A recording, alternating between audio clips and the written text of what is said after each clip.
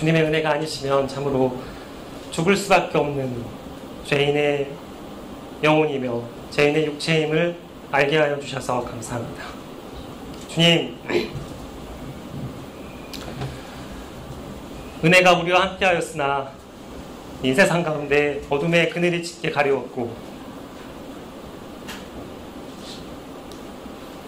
사람들의 영혼 깊은 가운데서 뿐만이 아니라 이 세상 가운데 심지어 주 예수 그리스도께서 오신 이 땅 가운데서도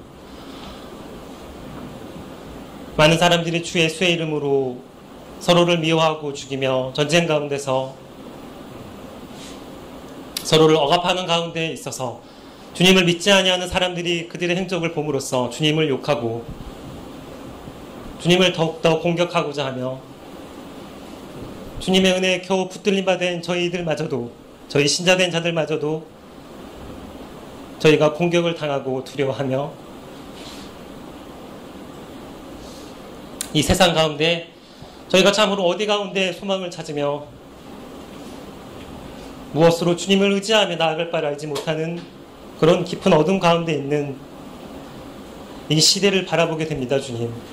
주님, 그러나 주님께서 승리하신 것처럼 주님께서 오실 날을 저에게 가까이 알게 하여 주시고 이때 더욱더 우리로 하여금 주님의 말씀을 붙들게 하여 주심을 인하여 감사합니다. 주님, 우리가 두렵고 떨림 바 되어도 하나님께서 주신 말씀과 하나님께서 주신 성령으로 이 세상에서 흉악하고 악한 소식들이 들려오고 또 저희의 죄를 바라볼 때에도 오직 주 예수 그리스도의 구원의 은혜로 저희가 이 어둠의 역사들을 능히 이길 수 있도록 하나님 함께하여 주시옵소서.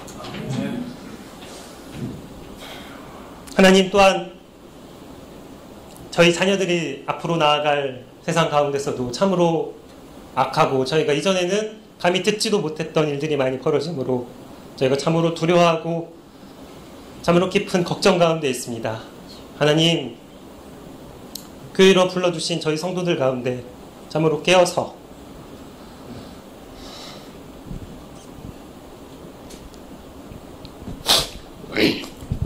부르짖는 자들을 한두 사람 더욱더 이렇게 세워주심으로 하나님, 우리 자녀들이 이 세상 가운데 안전하고 질서 있는 가운데 주님께서 보호하심으로 하나님께서 부르실 그날까지, 주께서 다시 오실 그날까지 믿음에서 떨어지지 않으며 감사함으로 이 세상에서 삶을 살아갈 수 있도록 하나님 특별히 다스려 주시고 보호하여 주시옵소서. 주님, 이번 주 가운데 저희 성가교회에서 특별히 준비한 전교인 수련회가 있습니다. 하나님, 말씀을 전하실 목사님과 모든 수녀들 가운데 준비하고 계시는 저희 성도들 하나님 기억하여 주시고 특별히 2박 3일 동안 가운데 저희가 주의 말씀을 듣고 주님께 나아가 기도할 때 저희 교회를 향하여 부르시는 말씀하시는 특별한 하나님의 말씀을 듣고 깨닫고 참으로 저희 영혼이 변화될 수 있도록 하나님, 주님 앞에 더욱더 가까이 나아갈 수 있도록 하나님 특별한 은혜로 함께하여 주시옵소서. 하나님, 말씀을 계속 준비하고 계시는 목사님에게 말씀을 열어주시고 성령께서 함께하여 주시옵소서. 이 시간에도 저희가 함께 모여서 말씀을 듣고 예배할 때 주의 영과 주의 말씀으로 저희와 함께 하심으로 저희가 깨어서 주님 앞에 나아갈 수 있도록 하나님 특별한 은혜로 함께하여 주시고 저희를 붙들어 주시옵소서. 감사드리며 주 예수 그리스도의 이름으로 기도드렸습니다. 아멘.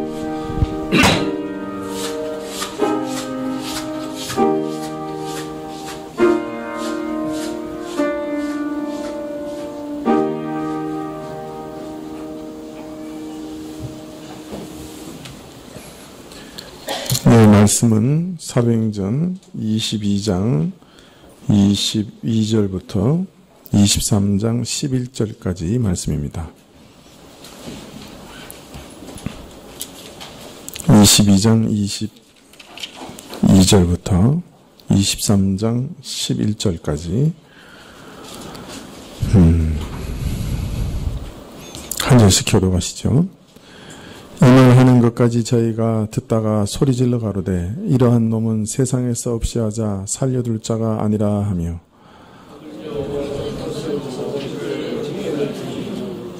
천부장이 바울을 영문 안으로 데려가라 명하고 저희가 무슨 일로 그를 대하여 떠드나 알고자 하여 채직질하며 신문하라 한대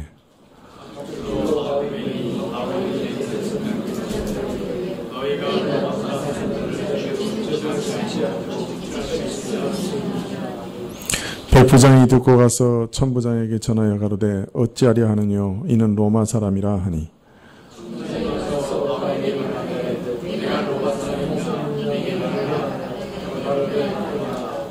천부장이 대답하되 나는 돈을 많이 들여 이 시민권을 얻었노라. 바울이 가로되 나는 나면서부터라 하니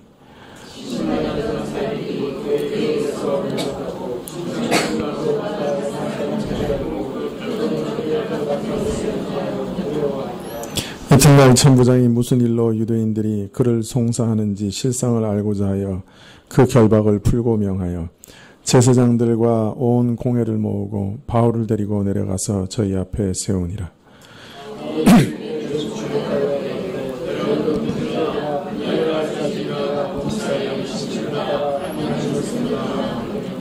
대제사장 아나니아가 바울 곁에 섰는 사람들에게 그 입을 치라 명하니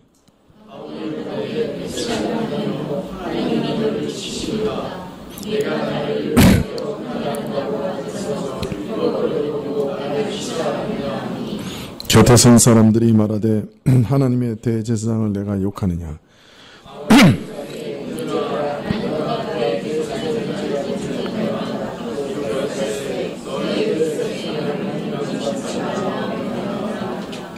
바울이 그 한 부분은 사두개인이요 한 부분은 바리새인인 줄 알고 공회에서 외쳐가로되 여러분 형제들아 나는 바리새인이요 또 바리새인의 아들이라 죽은 자의 소망 곧 부활을 인하여 내가 신문을 받노라.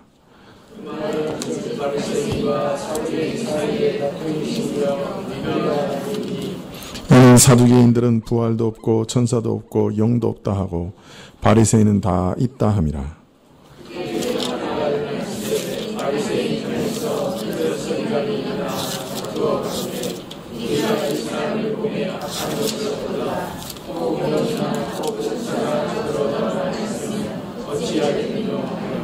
큰 분쟁이 생기니 천부장이 바울이 저희에게 찢겨질까 하여 군사를 명하여 내려가 무리 가운데서 빼앗아 가지고 영문으로 들어가라 하니라. 그날 밤에 주께서 바울 곁에 서서 이르시되 담대하라 내가 예루살렘에서 나의 일을 증거한 같이 로마에서도 증거해야 하리라 하시니라. 아멘.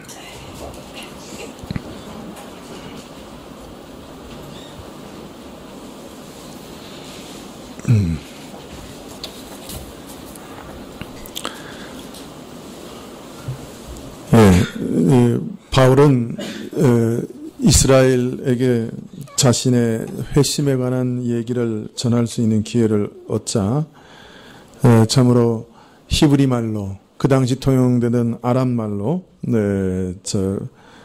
친근하게 저들에게 그 모든 사실을 전하였습니다. 그러나 반응은 좋지 않았죠.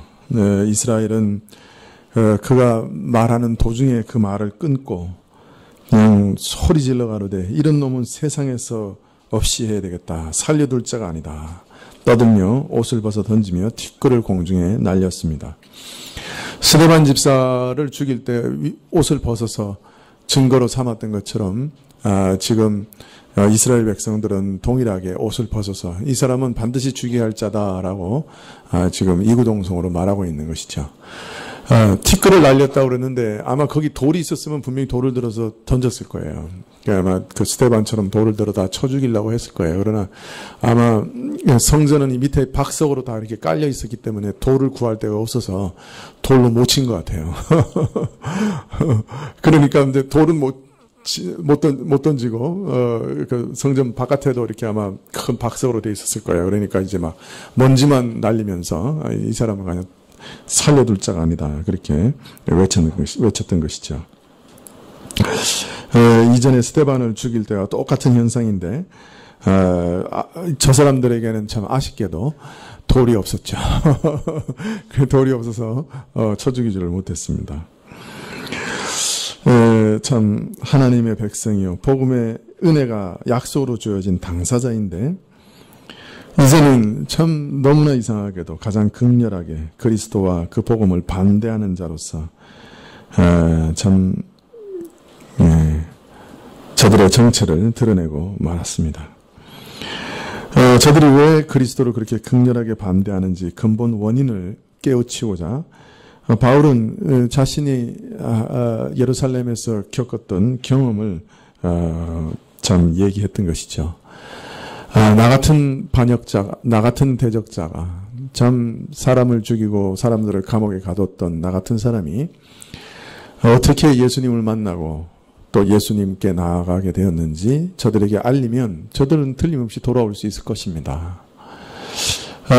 나같이 바리새인 중에 바리새인, 지독한 자기의를 추종하고 내 자신의 선행을 통해서 하나님께 이르러 구원을 얻고자 했던 내가 나의 모든 의인의식을 다 버리고 참 하나님께 돌아온 것을 저들이 보면 저들도 돌아올 수 있을 겁니다. 하나님, 저만큼 지독한 바리새인이 어디 있었습니까? 아마 예수님께서 성전에서 기도했던 바리새인의 비유를 들 때 아마 바울 사도가 아마 그런 사람이었을 거예요. 성전에서 기도한 바리새인이 뭐라 그럽니까? 일주일에 2번씩 제가 금식했습니다. 일주일에 이틀씩 금식했어요. 참 대단하죠. 소득의 11조를 꼬박꼬박 바쳤습니다. 근데 소득의 11조를 바칠 때 원래 이스라엘 백성에게 명령된 것은 주곡의 11조예요. 보리, 밀 이런 주곡의 11조인데 이 바리새인들은 반찬의 11조까지 바쳤어요. 박하, 유황, 근체 뭐 이런 그거 11조로 바치라는 얘기가 없었던 거죠. 그런데도 11조 다 바쳤죠. 하여튼 저기 그 뭡니까?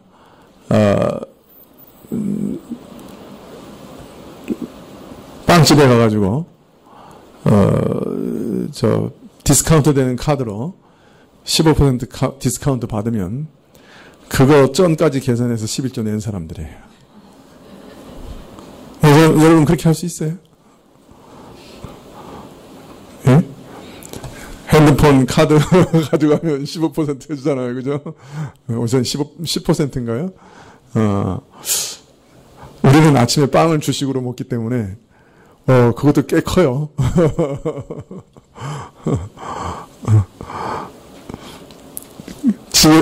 길 가다가 10,000원짜리 주스면 1,000원짜리 11조 한 사람이라요. 철저하게 안식일을 지키고 거짓말하지 않고 간음하지 않고. 아마 그런 사람이 지금 우리에게 앉아 있으면 아마 저 쫓아내고 그 사람 목사시키려고 그랬을 거예요. 그만큼 경건한 사람이라.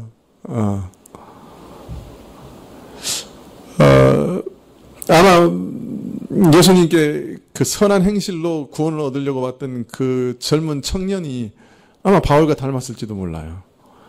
선한 선생님이 어떻게 하면 구원에 이를 수 있습니까?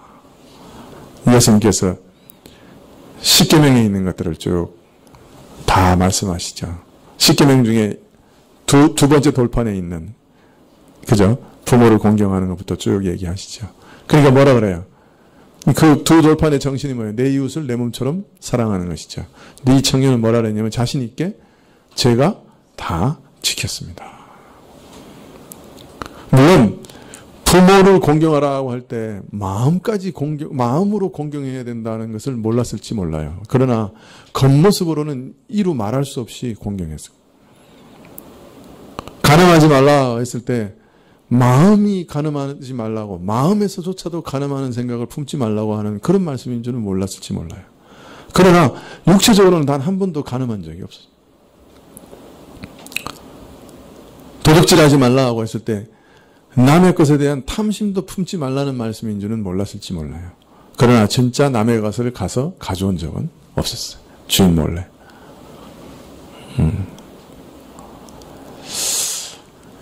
그런 철저한 자기의 가운데서 어떤 면에서 율법의 겉모습으로 봐서는 흠이 없는 그런 바리새인이었던 자기가 예수님을 만나고 보니 세포마다 죄라. 정말 죄 아는 것이 없다. 그걸 발견한.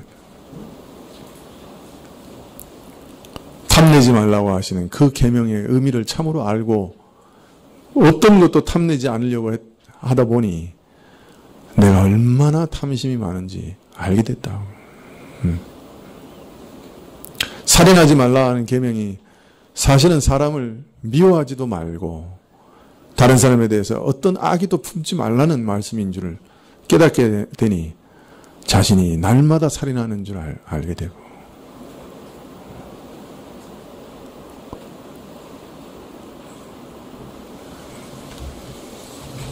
철저한 바리새인이었던 바울은 예수님을 만나는 순간에 꼬그라졌어요. 예수님 앞에서 완전히 꼬그라졌어요. 그리고 의인의식이라고 하는 건 다 갖다 버렸어요. 나는 정말 예수님 외에는 구원 얻을 길이 없습니다. 예수님, 저 같은 바리새인, 최고의 바리새인도 회개하고 예수님 믿었다고 하면 저 사람들도 믿을 겁니다. 근데 예수님 뭐라 하셨어요? 너 그렇게 가서 얘기해도 안 믿을 것이다. 너 빨리 나가라. 너 생명이 위험하니까 빨리 나가라. 이방인에게 가라. 전 이 얘기하면 이스라엘 사람들이 좋아할까요? 싫어할까요? 예수님의 평가가 저 사람들이 너무 완악하니까 네가 가서 그 복음 전하고 네 경험을 전해도 절대로 안 믿을 테니까 빨리 나가라. 그랬다고 말하면 이스라엘 사람들이 좋아했을까요? 싫어했을까요?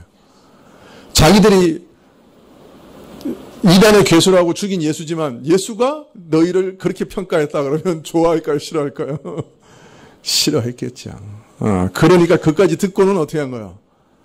그냥 뭐 난리를 핀 거예요. 옷을 벗어 던지고 티끌을 막 날리고 뭐 난리를 폈어. 주의 말씀의 의미는 바울이 아무리 복음을 전해도 소용이 없다는 말이에요. 다른 말로 하면 인간의 부패의 깊이, 이스라엘의 불신앙과 완악함의 깊이를 네가 제대로 알지 못한다. 너는 은혜를 입었으니 그것이 쉽게 되는 일인 줄을 알고 가서 전하기만 하면 되는 줄 알았지만 예수님은 그 사람들의 정체를 아셨어요. 네가 가서 외쳐봐야 소용이 없다. 이스라엘의 불신앙과 완악함은 그 정도라. 그렇게 깊고 딱딱한 것이다. 그렇게 말씀하신 것이죠.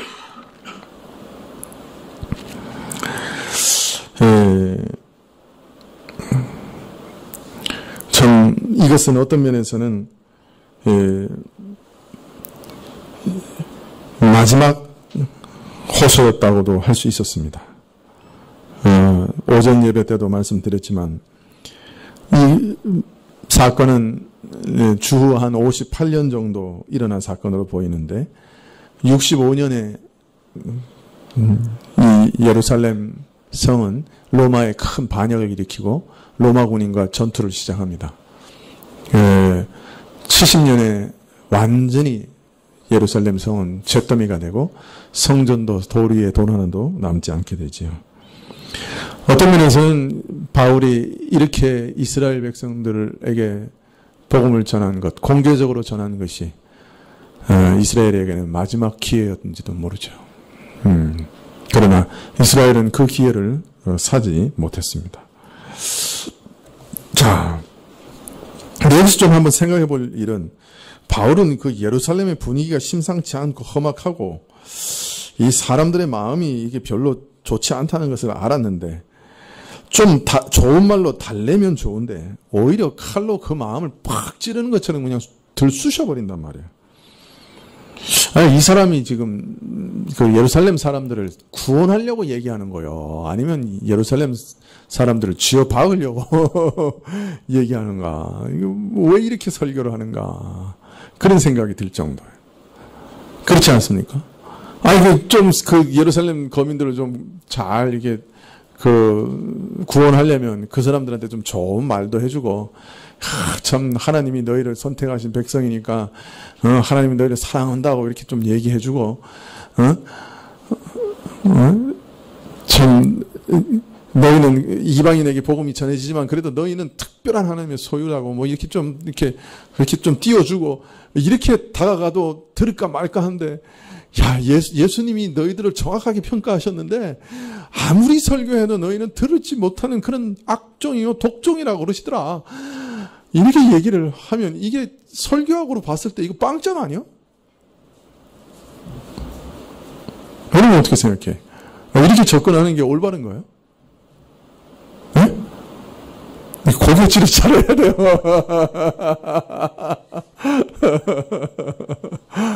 우리가 봤을 때 이거 좀 설교학으로 보면 이거 영 접근이 좀 서툰 거예요. 그죠? 그냥 가서 그냥 빗으로 그냥 가슴을 그냥 팍 찔러대는 것 같아. 오늘날 설교를 가르치는 설교학 교수들이 이 설교를 봤으면 제 생각엔 그렇게 생각할 거예요. 이건 빵점짜리다. 어떻게 설교를 이렇게 하냐. 그렇게 얘기할 거예요. 그러나 여러분, 이 감정이 나쁜 사람한테 죄를 푹 찔러 지적하면 가만히 있지 않을 텐데 왜 이렇게 했을까요? 예. 근데 사실은 우리 마음에 있는 이 불신앙이, 우리 죄악이 이거 깨어지지 않으면, 우리 완악한 마음이 깨어지지 않으면 이 복음이 들어갈 수가 없어요. 이 돌짝밭 같아서 복음을 아무리 전해도 이게 뿌리를 내리질 못해요. 일단 우리 마음이 깨져야 돼요. 죄로 상한 마음이 돼야 돼요. 회개해야 되는 거예요. 이 돌짝밭 같이 단단한 마음이 이게 탁 하고 깨져야 그 다음에 이 말씀이 떨어져도 이게 뿌리가 내려질 수가 있는 것이죠. 교회에 오면 사람들에게 자꾸 회개하라 그러고 죄인이라고 몰아붙이고 그걸 왜 꼼짝 못하게 하는가. 뭐 요새 현대 설교학에서는 죄에 대해서 얘기하지 마라. 그러면 사람들이 싫어하고 교회 안 나온다.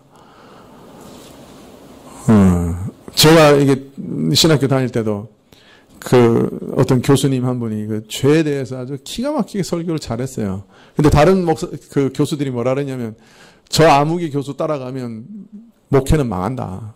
절대로 따라가지 마라. 그런 얘기 했습니다. 실제로. 아주 노골적으로. 그래서 제가 그 교수님 따라갔다가 목회가 영신통치가 않잖아요. 그 교수님 말이 맞는 거예요, 사실. 돌이켜보면 그 교수들이 다 이 오랜 경험에서 나온, 진짜 이렇게 큰 교회, 온누리 교회나 사랑의 교회처럼 되려면 그런 식으로 가면 안 되는 거예요. 그 교수 따라가면 싹이 노란 거예요. 따라가지 말라.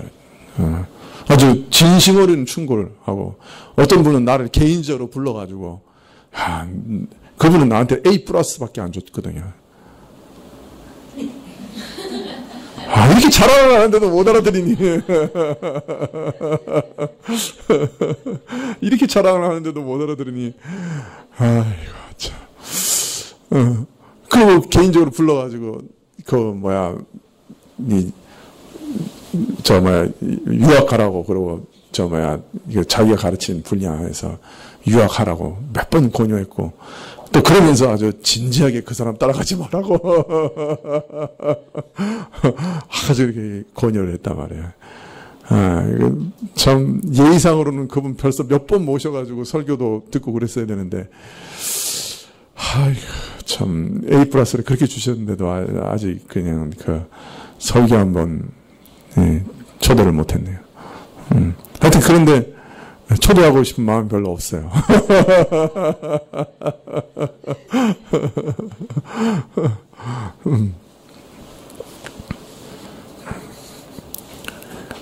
사람의 죄를 자꾸 지적하고 그러면 사람들이 자꾸 떨어져 나가죠.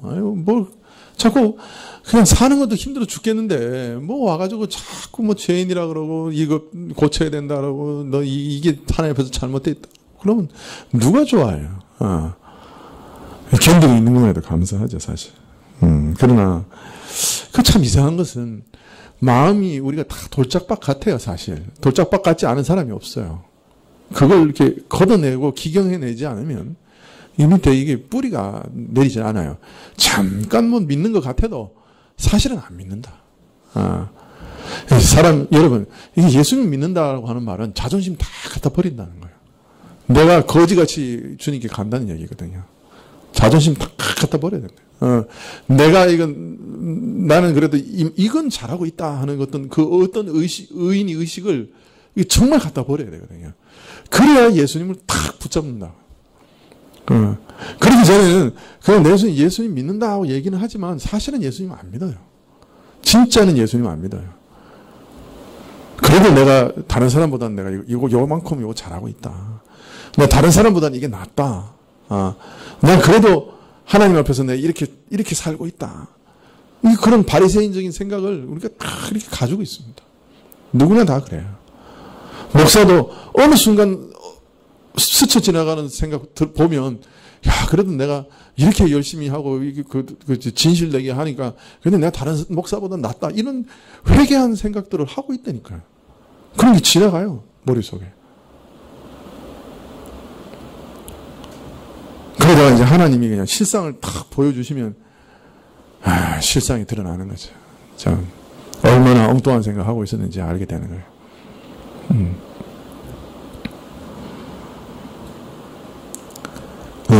복음의 은혜가 진실되이 우리 마음에 이렇게 탁 젖어 들어오기 위해서는 참 가난함이 우리 정말 필요하고 내 안에 어떤 의인의식이 사라져야 돼요. 그래가지고요, 교인들 중에 이렇게 잘 나가는 사람들 있잖아요. 소위 사회에서 막 잘 되고 돈도 잘 벌고 지위도 높아지고 막 이런 사람들은 예배 와서는 은혜가 없어요. 사실은 참 가난해지기 어려워요. 그래서 이게 막 이렇게 소위 사회에서 막 잘 나가야 될 때는 여간에서는 은혜 받기 힘들어요. 막 고난도 있고 그냥 일도 잘 안 되고 그냥 뭐 기도해도 뭐 응답도 잘 없고 막 힘들고 이러면 정말 괴로운데, 근데 이상하게 와서 설교를 들으면 설교가 들려요. 그래서 참 목사는 참 딜레마에 빠질 때가 있어요. 잘 되게 해달라고 맨날 기도하지만 또 그 기도 응답이 되면 틀림없이 저 사람은 또 설교 안 들을 거거든. 그럼 어떻게 기도해야 돼, 목사는? 응? 잘 되면서도 설교를 잘 듣게 해달라고? 그런 기적을? 근데 그런 기적은 100에 하나 있을까 말까 하더라니까. 진짜로. 사람이라는 게 다 하나님의 은혜라고 다 그래. 사람들 앞에서는 하나님의 은혜지요. 그런데 속으로는 하나님의 은혜 더해서 제가 잘했지요. 그 생각 못 버린다. 그거 갖다 못 버린다. 근데 이상하게요. 그런 생각이 들면 이 복음이 은혜가 없어요. 참 이상해요. 그냥 딴 동네 얘기요. 그 뭐라고 얘기를 들어도 그냥 그건 저 멀리서 그렇게 울려 퍼지는 그냥 딴 동네 얘기예요.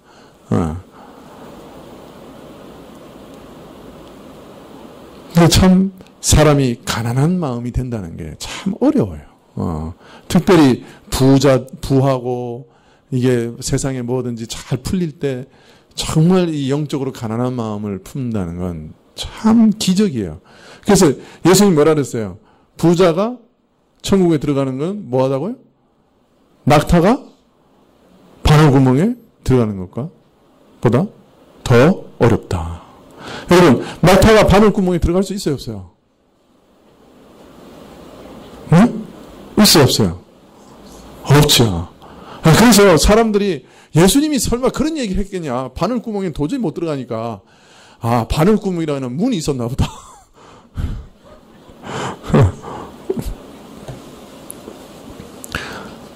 그 말은 예루살렘 성에 바늘구멍이라고 하는 낙타도 못 들어갈 만한 조그만 문이 있었다는 얘기가 아니고, 그 부한 마음, 교만한 마음에는 천국의 복음이 들어갈 길이 없다는 얘기예요.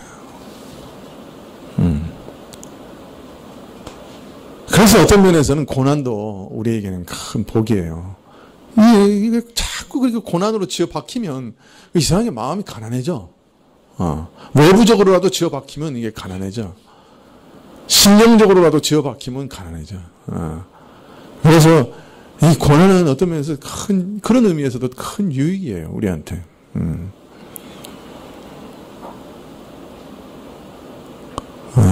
제 설교가 요새 보니까 60대가 넘어가면 인기가 있는 것 같아. 그것도 왜인지 모르지만. 근데 60대 넘어가면 이게 은혜가 될 수밖에 없어. 왜? 이 겉사람이 후패하거든. 뭔가 하나씩 고장이 난다고. 그리고 이제 주님 만날 때가 가까운지 자기도 어느 정도 짐작이 되거든요. 그러다 보면, 이게 조금 기가 이렇게 열리는 것 같아. 예. 나는 여러분이 60대가 될 때까지 기다리고 있어, 사실.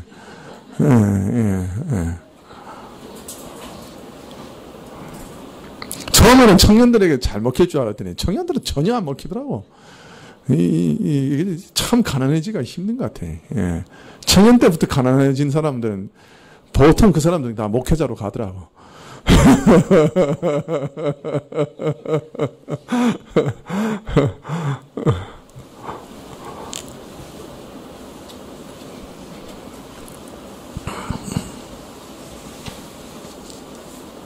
우리가 나는 아니고 나는 그래도 하나님이 막 복을 많이 주셔도 나는 가난하게 여기고 하나님만 전심으로 의지해서 살 거예요. 하나님 그러니까 많이 주세요.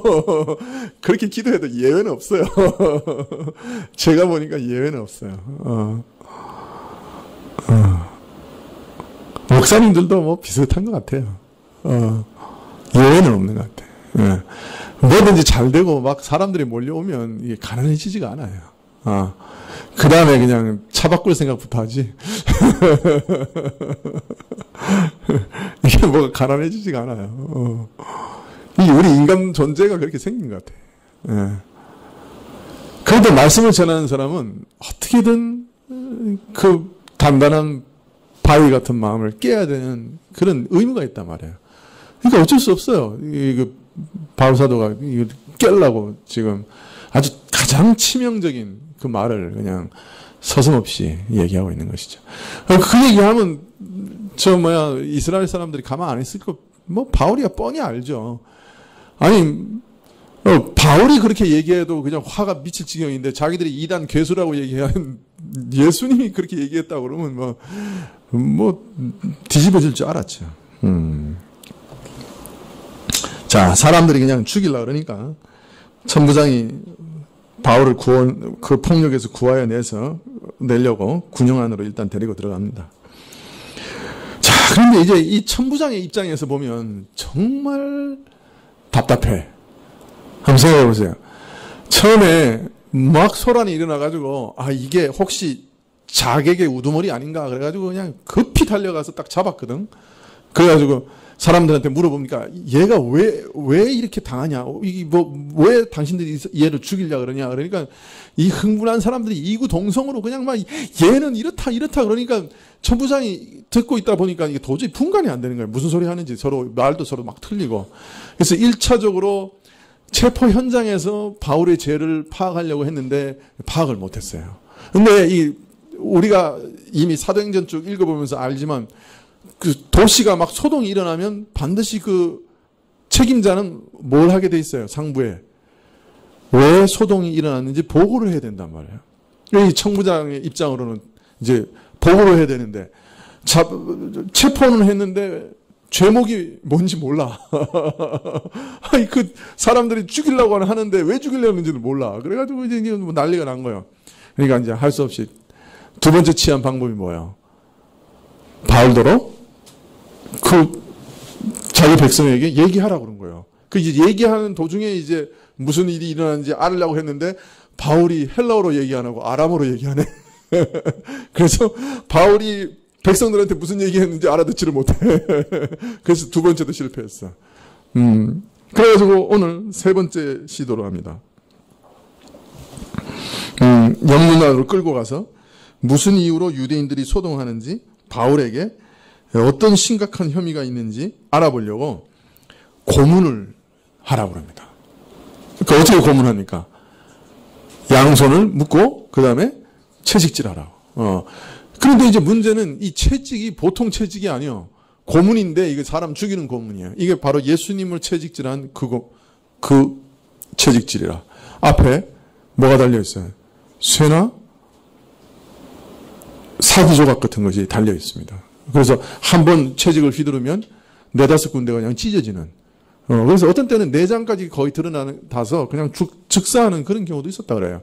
그래서 39대까지만 때릴 수 있도록 되어 있는. 이제 그 채찍질을 해서 꼭 실토하라. 네가 무슨 죄를 지었느냐? 실토하라. 이제 이렇게 된 거예요. 자, 그런데 오늘 말씀을 보면 채찍질을 하려고 묶는데 바울이 뭐라 그럽니까? 야, 나 로마 사람인데 너희가 내가 무슨 죄를 지었는지 그것도 확정 안 하고 이렇게 때릴 수 있느냐? 그러니까 백부장이 화들짝 놀라가지고 쫓아 올라갑니다. 천부장한테 가서 야, 쟤 로마 사람이라는데 때려도 돼? 그래서 천부장이 깜짝 놀라가지고 내려옵니다. 그래가지고 물어봅니다. 로마 시민이냐? 그렇다. 야, 나는 돈 주고 사가지고 로마 시민인데 너는 어떻게 된 놈이냐? 그러니까 나는 날 때부터 로마 시민이다. 그러니까 놀라가지고 다 고문하려고 했던 사람들 다 사라집니다. 이 당시 이 로마 시민이라고 하는 것은 굉장히 특권이었던 것 같아요. 그래서 이 천부장은 그 당시 행정관들에게 뇌물을 많이 줘가지고 이제 로마 시민이 된 사람이죠. 그런데 이제 바울은 날 때부터 로마 시민이라 그러니까 이게 조상 때부터 로마에 굉장한 공로가 있었던 사람이라고 하는 얘기죠. 그러니까 깜짝 놀래가지고 이제 철회를 합니다. 근데 재밌는 거는 빌립보 감옥에서는 어떻게 했어요? 빌립보 감옥에서는 시큰 얻어맞고 감옥에 갇혔다가 풀어준다고 하니까 뭐라 그랬어요? 내가 로마 시민인데 니들이 그냥 풀어줄 수 있느냐 그랬단 말이에요. 그래서 이제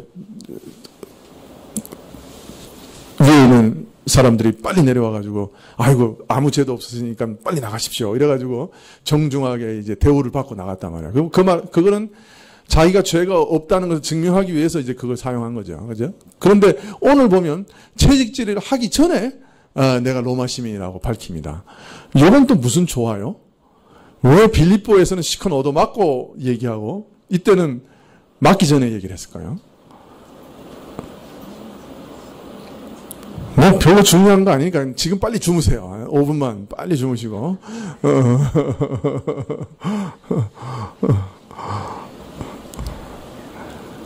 일단 이 채찍질은 너무나 흉측한 것이라서 로마 시민에게는 부여하지 못하도록 법적으로 되어 있었던 것 같아요. 그러나 다른 태형 같은 거는 로마 시민도 맞을 수 있는 거죠. 그러니까 빌립보에서는 먼저 맞고 그러나 죄가 없다는 것을 분명히 밝히기 위해서 로마 시민인 것을 밝혔고 지금은 법대로 로마인이라고 하면 이건 이런 태형은 받지 않을 수 있기 때문에 얘기를 한 것 같습니다. 하여튼 우리가 여기서 보면 바울은 아주 적절한 때 복음의 전파를 위해서 자기가 가지고 있는 특권을 사용하고 있는 것을 알 수가 있죠. 그래서 우리가 가지고 있는 여러 가지 직업상의 특권이라든지 여러 가지 것들을 복음의 전파에 유익하게 사용할 수 있다고 하면 또 사용하는 것도 좋은 일이라고 할 수 있을 것입니다. 그런데 이 천부장은 답답해 죽을 지경이었을 거예요. 그죠? 세 번째 시도가 실패로 돌아갔어. 처음에 그 바울을 때리려고 하던 사람들한테 들으려고 했는데 실패했고, 바울 입에서 들으려고 했더니 아람말로 말해서 실패했고, 그래서 안 돼가지고 고문을 해서 들으려고 했더니 로마 시민이라서 고문도 못해. 그래서 23장에 있는 일이 이제 일어나는 것입니다. 그래서 마지막으로 택한 것이 뭐냐면 이 천부장이 이스라엘에서 최고의 재판정이 뭐예요? 이스라엘의 공회죠. 여기서 예수님이 사형 판결을 받았잖아요. 그죠? 그래서 이 천부장이 공회를 요청합니다. 그래서 이스라엘의 최고 재판정을 요청한 거죠. 그래서 그 재판정에 바울을 세워가지고 이제 거기서 바울이 무슨 죄를 지었고 죄명이 뭐고 왜 이렇게 잡혀왔는가 하는 거를 알아보려고 했던 것입니다. 자, 사실 지금까지의 위기보다 이 공회 앞에 선 것은 최고의 위기라고 할 수 있습니다. 그죠? 왜냐하면 이 예루살렘에서 일어나는 이 공회는 이스라엘에게 있어서는 최고의 재판정이고 최고의 통치기구입니다. 그리고 여기서 예수님께서 사형 판결을 받은 다음에 예수님은 십자가에 못 박히게 됐죠. 물론 로마인의 손을 빌리긴 했지만, 그러니까 여기서 사형 판결을 받으면 이제 바울은 꼴딱없이 죽는 거예요. 그러니까 여기가 가장, 사실은 이 장면이 바울에게 있어서 지금까지의 모든 것보다 위험한 그런 시기라고 할 수 있는 것이죠. 사실 진짜 재판정에 서게 된 거죠. 그러니까, 이 천부장이 원했던 것은 어떤 면에서 바울이 무슨 죄를 지었느냐 하는 걸 알고자 하는 간절한 소망이었던 것 같아요. 그렇지만 바울의 입장에서는 가장 위험한 시기를, 때를 맞이하게 된 것입니다. 자, 천부장은 성중에서 일어난 소동의 원인을 알고자 다음날 제사장들과 온 공회를 모아서 바울을 그 앞에 세웠습니다. 바울의 입장에서는 참 큰 위기고 지금까지의 어떤 위기보다도 큰 시련이라고 할 수 있습니다. 참 바울은 시련의 연속이죠. 그죠? 두들겨 맞고 또 채찍질 맞을 뻔했고 이제는 드디어 또 이스라엘의 최고 법정 앞에 서서 이제 죽음의 선언을 받을지도 모르는 그런 형편이 됐습니다. 여러분, 이때 바울의 심정은 어땠을까요? 우리는 그냥 이 바울이라고 하는 사람은 그냥 늘 이렇게 담대하고 늘 그냥 어떤 일에도 두려움이 없고 이런 사람으로 생각하는데 나중에 요 사건 바로 다음에 예수님께서 11절에 보면 어떻게 친히 바울에게 어떻게 합니까? 나타나셨어요. 바로 곁에 서셔서 이 말씀을 하십니다. 예수님께서 하나님 우편 보좌에서 내려오셔서 바울 곁에 서셨어요. 그리고 바울에게 말합니다. 담대하라. 네가 예루살렘에서 복음을 전한 것처럼 로마에 가서도 증거할 것이다. 아마 바울은 이 재판정에 설 때 이렇게 생각했던 것 같아요. 내가 이거 좀 살아나가지도 못할 수도 있겠다. 예수님처럼 이 재판장에서 사형 원도를 받고 죽을 수도 있겠다. 그렇게 생각했던 것 같아요. 그리고 물론 이게 이제 최고의 위기를 넘겼지만 그 이후도 참 암담해서 내가 이제 살아서 예루살렘을 나가지도 못할 수도 있겠다. 그렇게 생각했던 것 같아요. 참 어떤 면에서 낙담되었겠죠. 얼마나 두려웠겠어요. 우리는 모든 사람의 본성은 아담의 본성과 같다는 것을 이해해야 합니다. 내가 두려우면 다른 사람도 두려운 거예요. 유방암 걸린 사모님 이제 가서 이제 신방을 하는데 사모님이 회개를 많이 했대. 왜 그러냐 그러니까 자기 교회에서도 유방암 수술한 사람들이 굉장히 많았는데 뭐 전이도 안 되고 뭐 아주 조그맣고 처음 이렇게 시작하는 거라서 뭐 수술하고 그다음에 벌벌벌 떠는 사람을 보고 야, 그거 왜 떠냐? 뭐 전이도 안 됐고 뭐 초창이고 뭐 빨리 발견돼서 잘 됐는데 뭘 그렇게 떠냐? 그러고 막 그렇게 이제 좀 뭐랄까 담대함을 가지라고 막 그렇게 얘기도 하고 그랬단 말이에요. 그런데 유방암은 보니까 일기라도 이게 종류에 따라서 이게 유전자 변이로 온 것인지 아니면 호르몬 이상으로 온 것인지 뭐 이런 거에 따라서 다 치료가 다르대요. 그래가지고 이제 어떤 거는 아주 처음 초창기라도 요새는 그 3번인가 하는 그 항암 치료 다 받고 방사성 치료도 받고 그 다음에 호르몬 치료도 받는 사람도 있고 아니면은 유전자 억제 치료를 받는 사람도 있대요. 그래서 자기가 이제 우리가 간 날 저녁에 이제 그 세포 검사가 나오는 날이야. 그런데 자기 마음이 막 막 떨린다는 거예요.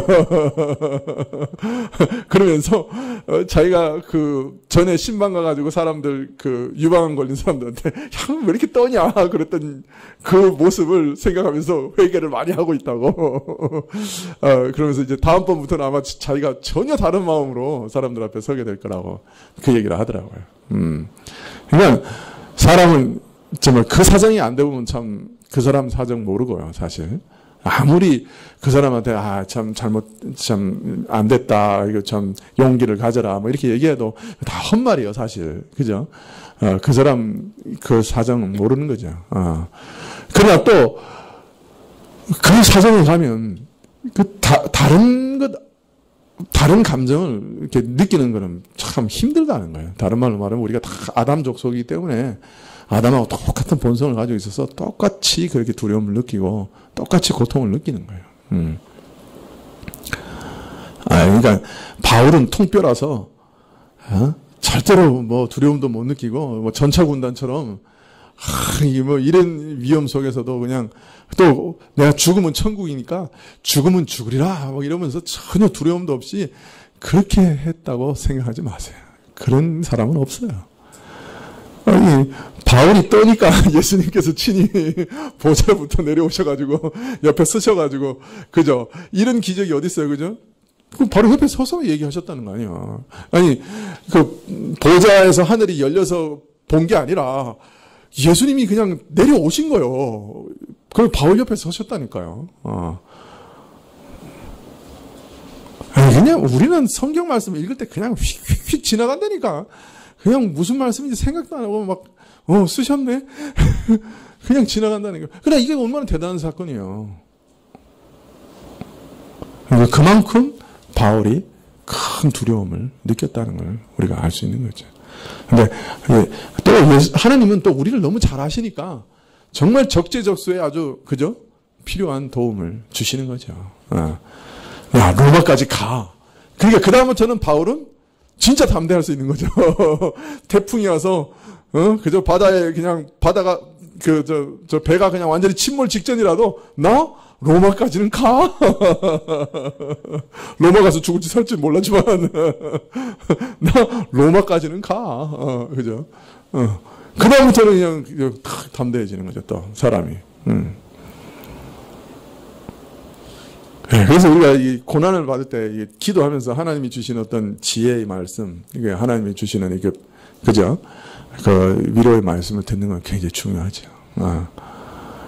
너 로마까지 간다. 그러면 그다음부터는 난 로마까지는 가 이렇게 되니까 얼마나 큰 은혜입니까?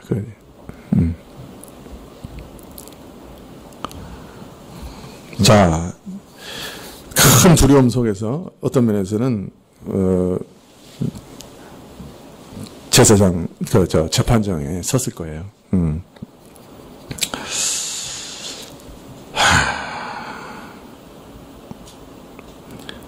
재판장 얘기하려면 또 시간이 길어지는데 사실 오늘 이제부터가 본론인데 어떻게 하죠?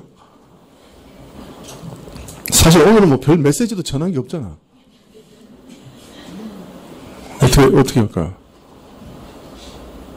근데 이거 하면 오늘 재직회는 끝이요. 여기서 그만하죠, 그죠? 예. 네. 하여튼 이 소리 저 소리 막 했는데 거기서 혹 은혜 받은 거 있으시면 좋겠습니다. 기도하시죠. 네.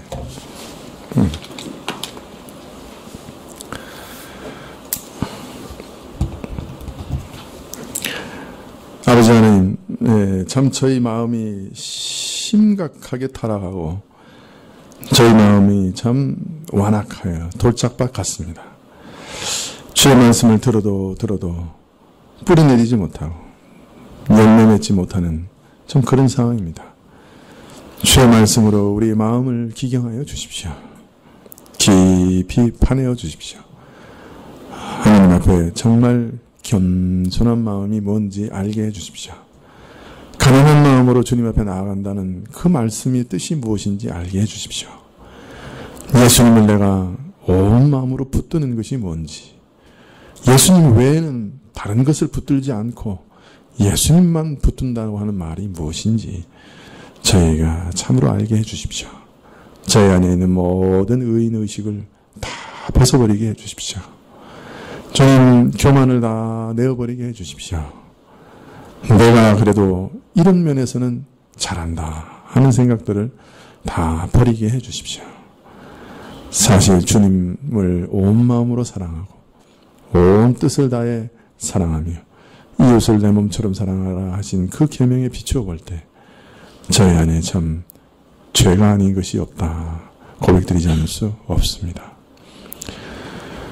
주님, 저희를 사하여 주시고 또 주님 안에서 참된 믿음으로 예수님을 꼭 붙들게 해 주십시오. 주님으로부터 오는 평안이 저희 마음을 그리해서 주장하게 해 주십시오. 예수님 이름으로 기도합나이다. 아멘. 예, 주님 가르치신 기도로 예배를 마치겠습니다. 하늘에 계신 우리 아버지시여, 이름이 거룩히 여김을 받으시오며 나라에 임하옵시며 뜻이 하늘에서 이룬 것 같이 땅에서도 이루어지이다. 오늘날 우리에게 일용할 양식을 주옵시고 우리가 우리에게 죄 지은 자를 사하여 준 것 같이 우리 죄를 사하여 주옵시고 우리를 시험에 들게 하지 마옵시고 다만 악에서 구하옵소서. 대개 나라와 권세와 영광이 아버지께 영원히 있사옵나이다. 아멘.